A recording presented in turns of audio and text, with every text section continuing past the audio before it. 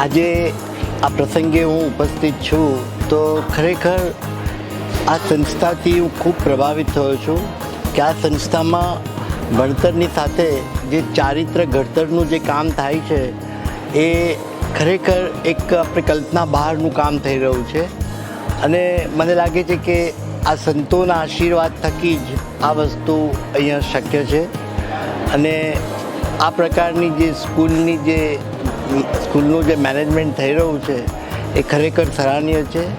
આ સ્કૂલના સમગ્ર સંચાલકોને અને જે લોકોએ આ સંસ્થામાં પોતાનો પ્રાણ આપ્યો છે એ બધાને જ ખૂબ ખૂબ અભિનંદન આપું છું.